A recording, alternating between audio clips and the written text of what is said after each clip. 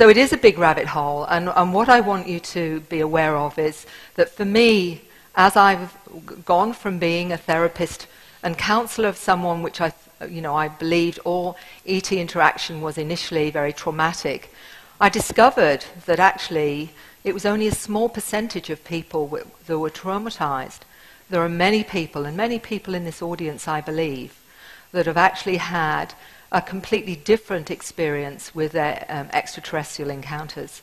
And many of them have been very loving, very warm, and also it's like family. And I'm going to talk a bit about that as well, and particularly the children, because for me the children are coming in, they've not read the books about this, they haven't watched talk shows, they're coming in with an integrity that I believe, and a purity of information, which I think we really do have to start listening to.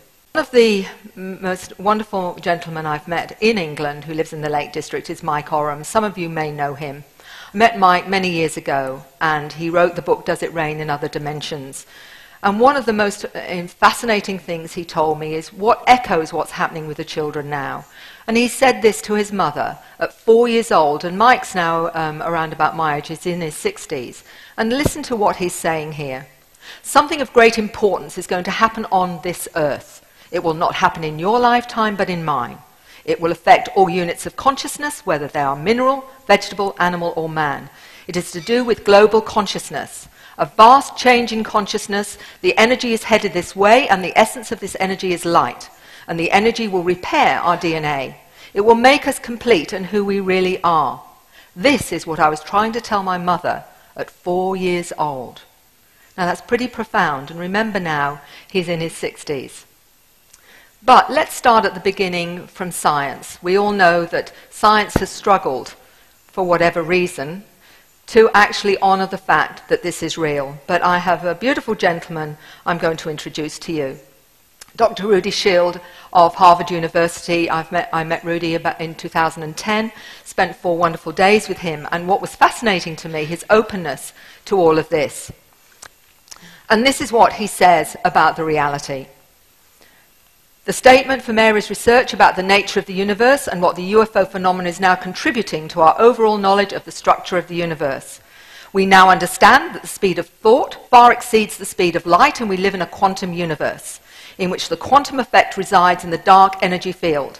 The quantum universe supports information transfer from mind to mind through the exchange of quantum holograms, and proceeding at the speed of thought allows what society calls miracles, such as telepathy, past life experiences, remote viewing, crop circles, all the things that science hates to deal with. UFOs in particular get here much faster than the speed of light and allow their alien visitors to interact with us in a variety of ways. And it's been confusing because the craft can be so different and the beings can be so different. It simply suggests there are a great many civilizations out there interacting with us. My colleagues are not really surprised because we understand that basically all stars in our galaxy host a family of planets, much like our own solar system. And what article of religious faith would it take to say life emerged on only our planet when there are billions available? And I think that really says it all. So I'm not going to even go into, is this real or not? I think we all know that's so. Every 6 minutes, someone around the world actually sees a UFO. And it's probably even more than that. But why are they here? We all want to know that, and we know it's not just about lights in the sky, otherwise you wouldn't be here. So let's look at the different triggers that may wake people up, from UFO sightings, encounters, orbs, crop circles, communication with interdimensional, extra-dimensional, transcendental, and perhaps even time travelers, solar and planetary frequencies altering human DNA, downloads of data, holographic scripts and symbols, known as star languages, telepathy and healing. So this all seems to be awakening to, for some people, to aware of their dual consciousness, feeling part human, even part connected to their, what they call their planetary family or the galactic family. And also a feeling that we are changing as a species, some call Homo noeticus. And one young lady says that the children born from 2000 are Homo noeticus, and we are actually going to have even another upgrade she calls Homo novus. So let's see what the evidence is and look at what the experiences themselves say and see if we can qualify that in another way.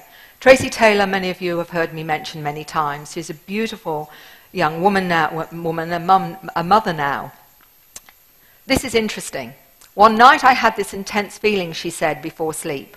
I wrote in a process where I had little control, something beyond my present understanding.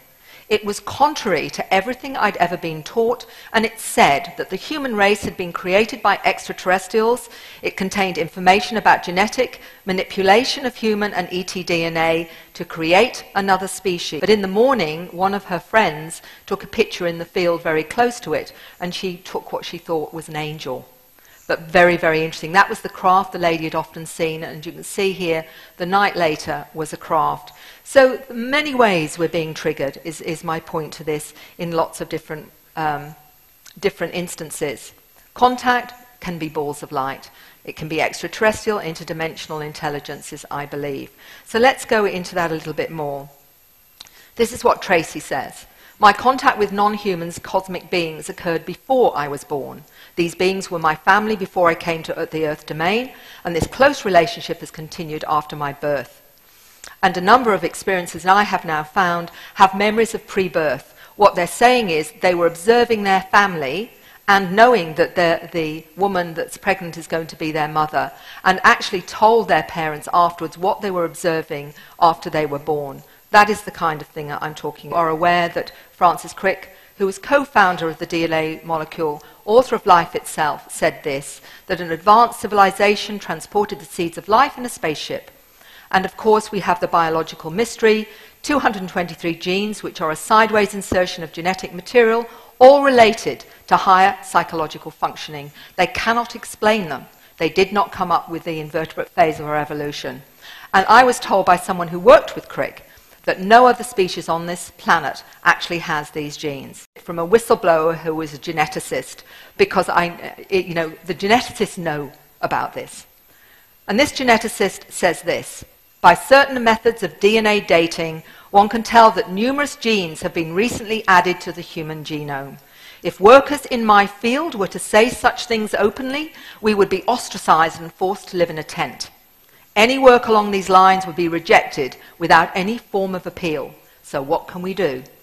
So here again, you can't talk about it, can you? Dr. William Brown, a molecular biologist in Hawaii University, goes a little bit further, and I'll explain that more in a minute.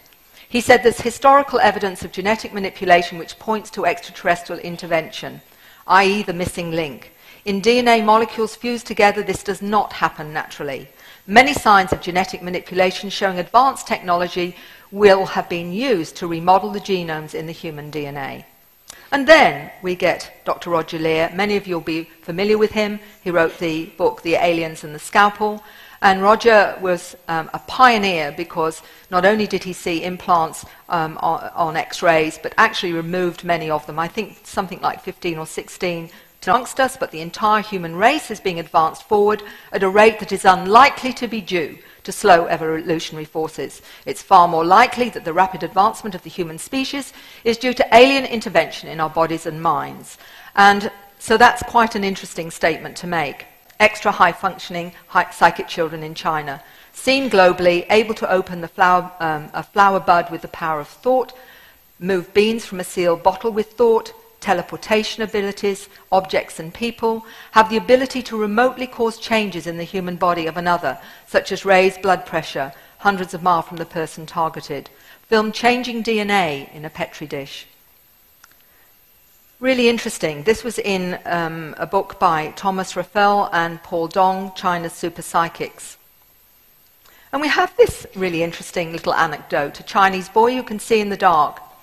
And this young boy, Nong, was two weeks after Nong was born, his eyes seemed to be very different. He had blue eyes, which emit a blue-green light, just like cat's eyes. They glow and help him see in the dark. He was able to complete a written questionnaire in a pitch-black room. And it seems the scientists are saying for such a thing to occur in humans would require multiple mutations to to happen at once. Dr. William Brown, this is how he describes what he believes is changing. I believe that genetic modification is occurring right now in utero and is actually producing a new human. This is shown by exponential increase in autistic, certain types of autistic, ADD, indigo children. The new genetic architecture allows them to see the world in a multidimensional fashion. I believe research would show dormant genetic regions are being integrated into the biological system, and this is occurring in all of us to produce expanded awareness. Their brains are working faster, they have access to more information, and in the classroom, learning is much faster than normal.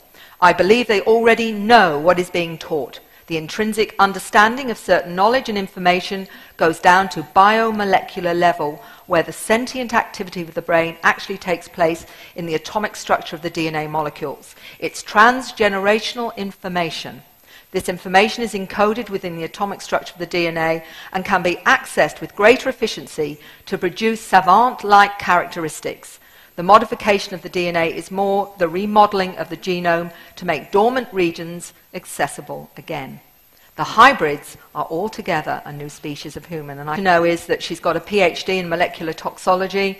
She's also got a bachelor in biochemistry and molecular biology diploma. She's a biomedical technician.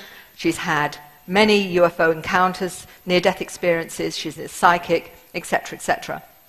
These programs such as ADD, ADHD, Asperger's, she calls letter people. I do not believe these are broken genes, but instead offering a new, multidimensional skills and to prevent limited reprogramming of a third-dimensional reality.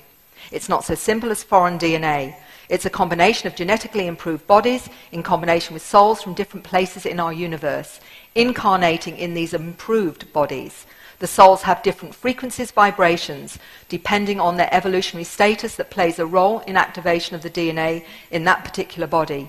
I believe you also have to take into account the collective soul of Homo sapiens.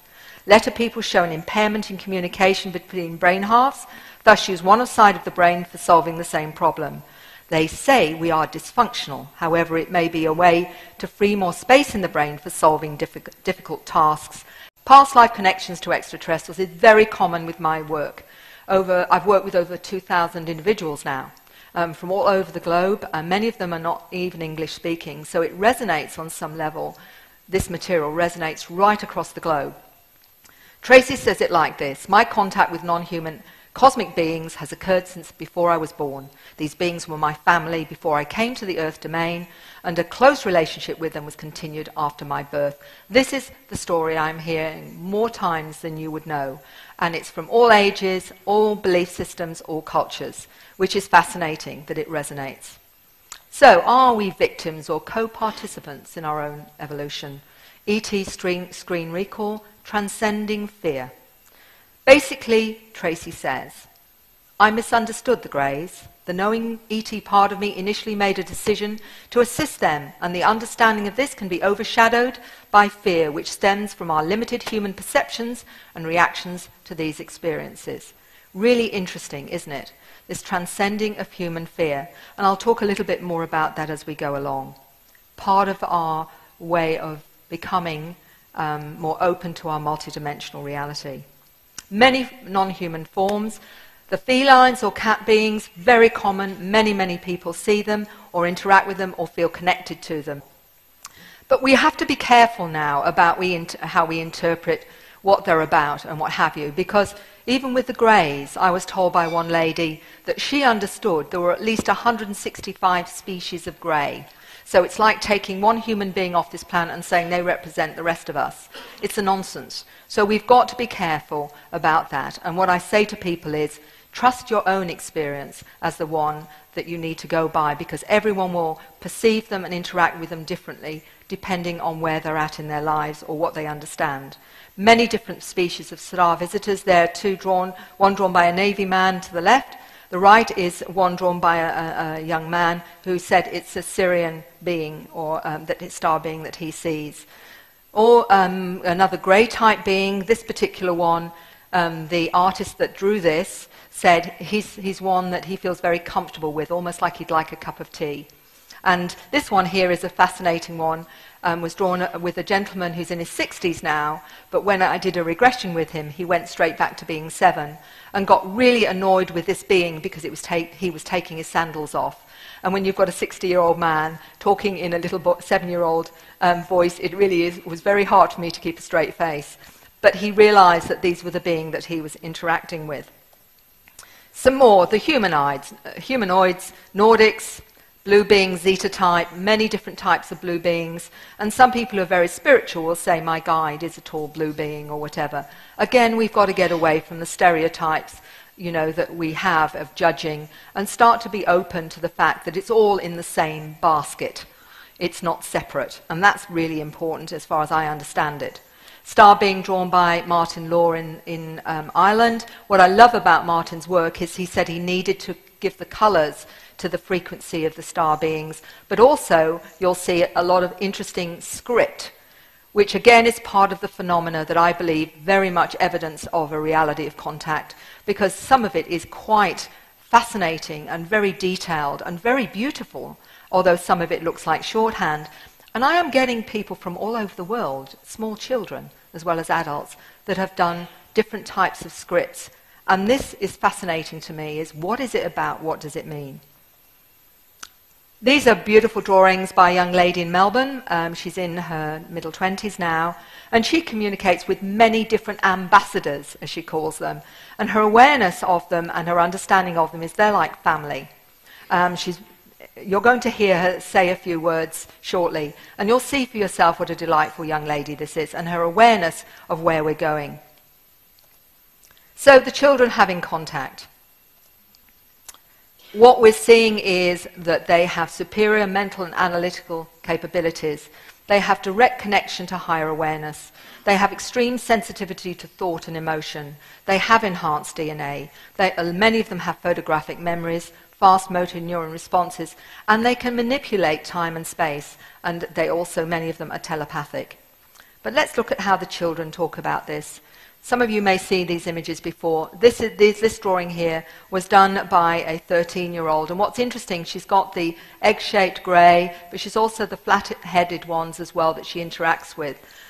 So they recognise the comment in this book by Dr. Michael Wolff. Some of you will know that he worked in Area 51, Dulce S4. He wrote this book, The Catchers of Heaven, about his interactions with different kinds of beings. One of them was Coulter, who is on the cover there, and he reveals a great deal in the book. But interesting, these are his comments about the Greys. The Greys have personalities and a sense of humour. Their smooth, soft skin felt like dolphin skin to touch. They share the same evolutionary path as dolphins. And I have not met a Grey I didn't like, which is really interesting. ET communication, telepathic downloads, complex geometric art, crop circles, scripts, star languages. What does it all mean? One of the things that Tracy says is it should be borne in mind that the nature of extraterrestrial communications, in a majority of instances, SAR visitors communicate with humans by telepathic transfer of mental images and concepts rather than by words and speech. Everything is made up of the same matter, resonating at different harmonics. So the ETs are able to communicate with us, directing thought on subatomic levels, and so activate the subconscious. These symbols are meant to communicate the nature of the macrocosm, which is really fascinating. So let's look at why so many are drawing these different symbols and marks. These particular scripts are interesting. One of them, a lady sent me this markings that her 5-year-old wrote on her arm and said, "It's to help you understand, Mum." And really, really interesting. Why would she do this on her arm? Interestingly, in my own, where I live, a gentleman told me that his son and a friend at 4 years old started to write symbols on their arm. Really, really interesting. Why would they do that? This is from a script of a gentleman who's now no longer 3, but as you can see, it's quite a complex script to be writing at 3 years old. And this is what he told me about his earlier years. 3 times a week I'd be woken by a glow, a woman with long hair, green eyes, and there was no beam me up Scotty. We would be in a room, walls were metallic when touched, would ripple like water, a window like a plasma screen would show stars, nebula, and symbols. When put in correct order, would show me things. Very, very interesting. Here is some more of those symbols that he put on his arm, and when I asked him why, he said I wanted other people, like myself, to recognize me so we could connect. Many feel very isolated and very alone, and understandably are very reluctant to share this with anybody else. And as you can see, there are some highlighted there. He said when certain things happen on the planet, certain of those symbols seem to irritate him, almost highlighting that they represent something. I've got a 7-year-old young girl who had, her mother had my book, and in it is a script by Tracy Taylor. The mother was reading it, the little girl saw the script, and she said, I can read that. And the mother said, can you? Okay. She read it in the language and then translated it. When I found out about this, I asked her to do it over Skype, and this little bright 7-year-old said, oh yes, I can. I said, can you do it in, in the language as well as English? She said, I can do both. She spoke in the language, she translated it into English, and I said to her, so what's the source of that information? She said, oh, that one's the Greys. 7 years old. I have other evidence of similar things, but that's just one. So the script seems to be part of the learning that may very well be on the craft. This is an 11-year-old and his script. I've got many, many pages of script. Here's another beautiful one here from Martin Laura in Ireland, and he said that he knows whenever he doesn't do it correctly, but he hasn't got a clue what it means. I'm rather astonished of what I've done. The characters are consistent, flawless, but to my sense is written in the bold confidence and authenticity of a piece of Zen calligraphy. To be honest, I haven't a clue what I've written, but I do know when I write only one character wrong, I throw it on the fire and start again. Fascinating. Many different kinds of script, not doodles. Believe me, these are not doodles.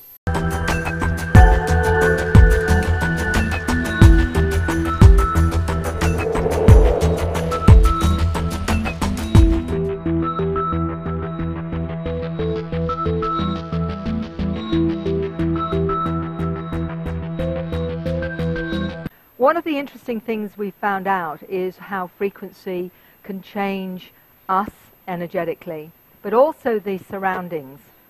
And what was fascinating about this particular incident, it was in Adelaide a number of years ago, and a beautiful young man, a musician, and he understands, what he was saying was that it's how higher intelligence left humanity with musical cues and frequency patterns encoded in ancient temples, so we can use them to create the positive contact culture. And this is a performance he did, which is fast, as I say, in Adelaide. And Darren was actually talking about how his music can bring in different beings. And he was particularly talking about the light beings. We had a digital camera available, actually taking digital film of him as he was. Now you can see something really interesting is going on here. Look at this up here and other energies down here. That was the first one. Here's the second one. Really quite dramatic. Here's the third one. You can't see Darren at all. Fins of light beings. I astrally visited the large ship with many other souls. There were a huge variety of beings. They were playful and incredibly wise, and were able to shift their form at will from a humanoid shape to a ribbon of light. As I saw them, they seemed to be composed of effervescent bubbles of energy. Things one young man told me was that crop circles affect human DNA, and for those croppies around here, I'm sure many of them feel similarly, because they know they have felt different after being in a crop circle. And that this is what he said, that the Syrians say that by entering a crop circle affects the DNA in the same way Masaru Emoto explains messages in water. This is what Tracy said about her own experience about the crop circles. I had an experience of a crop circle making them through a dream. I found myself floating above the landscape, hills, fields and crops, noticing the orbs floating next to me, and I realized I was in the form of a ball of energy consciousness with other orbs. I realized I was headed for a field, and there was an amplification of energy, a joyful, playful action. The grass moved and arranged swiftly. I know that as I thought and felt, the field would arrange itself accordingly. A beautiful communication between myself and the orb consciousness of the earth herself as a reflection of the vibrational fields below. Some are sacred symbols and related to star systems. Some contain within them are maps to create alternate power sources or mathematical formula, and some sacred areas of importance on Earth, was her understanding of the crop circles. So let's go swiftly. Secret school. Remembering the journey outside time was another step. He wrote this book and was laughed at. What do you mean there's schools on craft? And what he described was one of the lessons he had on the craft as a young boy when he remembers going to a specific field. And he learnt this: 9 lessons involved in the manipulation of time, because learning how to use time as a tool is the key to reaching higher consciousness and a real relationship with the beings. Is he the only one? No. Many, many people around the globe have told me similar things. And this is the syllabus that some of them are found that they learnt from quantum physics, the holographic nature of the universe, the non-linear nature of time and space, awareness and connection to all sentient life, levitation, skills off-world, understanding spatial geometry of thought, how to operate multidimensionally in states of consciousness, like Lee was talking about with the energy beings, taught how to communicate, interpret, and interact with interdimensional and other non-human intelligences, just as Lee described, out-of-body training, telekinesis, telepathy and mind melds, multidimensional ecology, manifestation of directed thought and emotion, healing skills, working with energy, the true history of human origins and informed of their own star heritage, time travel, teleportation, the true nature and source of universal spirituality, remote influencing. I could go on. They're just some of the subjects children are taught on the craft as young as 2 or 3 years old. Because here is one here. This gentleman, Frederick from Queensland, said, "I had never before heard or read about anyone else having alien classes as a child. I remember having been given physics classes at the age of 3 or 4. So our children are dumbed down to come back down here. From verbal language to telepathy, thought transplanting and mind melds, the new way to educate. This is a teacher that communicated to me her understanding of this. I could just go into their mind and absorb the concepts directly, and there was thought transplanting going on. My bank of information was merged with theirs, and they re-schematized their own knowledge systems accordingly. Ancient symbols hold the conceptual keys that trigger within the observing mind without the teacher being present." These are the new kids, and this is how they're going to learn, and that's why they don't fit in with the way that we educate now. When you've got a 10-year-old that told me that he went to his teacher and told them that they teach in a linear fashion, but he thinks in spirals, which told her, "They are teaching me so I can teach the adults." Kathy, 9 years old from Northern Europe. "Everything is possible, we just need to believe it. The light orbs are sent here to protect us. My little brother has a blue orb to protect him." Evolution. "I am here to help my family wake up. Everyone is sleeping. 50% of the people on the planet are starseeds, but many get lost. Only 20% will remember who they are. Why don't they listen? Children are programmed. The teachers just push the keys. The stress of modern living extinguishes their inner core, their light. It's like a virus. We lose the knowledge we had in the beginning." And you've been hearing about this today already. So starseeds with multidimensional sight. This lady described her son was sick, was looking into the air. She said, "What are you seeing?" He said, "I'm seeing my blue energy body. There are blocks here that have made me sick in a couple of days." Let's get back to the children. This is a drawing by a young lady, 6-year-old in Sydney. And her father actually has written a book about his experiences. But what was interesting is talking about the new Earth. And this little girl, who was only 5 at the time, said all the kids will be taken to the new Earth. And he said, "I named some stars," and she said, "We don't call them those names." But the doctors were these ones here. She called them the doctors. And she said, "This is one of the beings that she interacts with. And when they bring me back, I am sad." New Earth from a young little 5-year-old little girl. The mother sent me this script with a planet, and she showed me Dolores Cannon's, some of the script in Dolores Cannon's book. I'm not sure which one, it might have been Convoluted Universe. And she said that what fascinated her was when she asked her daughter what this was, the daughter said, "It's the new Earth, and it's in a different galaxy, and not everyone will go there. People don't know about this. It's a secret." Very, very interesting this is coming up. And now I want you to just hear how one young lady, a 7-year-old, describes how some children, or some of us maybe, are going to this new earth. Listen to the way that she describes it, because that in itself, whatever you make of it, is a very, very fascinating. Now I'm going to talk about the new earth that we are going to go on. Though we are going, Pinky T said it's going to be perfectly fine. No one's going to get hurt or anything, because we're going in these bubble kind of jelly things. So whenever you put your hand in it, it would like you're putting your finger through jelly, and if you break through it, then it would just come back again. And so we would go in them they might show us around, like there's the Pinky T planet, there's Venus, and all of the other planets. And there are planets that we can't see. And so, and so we will go to the new earth, and we are going to the new earth, and then we are going to come back one day when we might go to the new earth and get some telepathic magic or stuff, and then we will come back to earth and just change all of the stuff that was poisoned and stuff. Yeah. Isn't it interesting the way she describes it? Again, you can make of that what you will.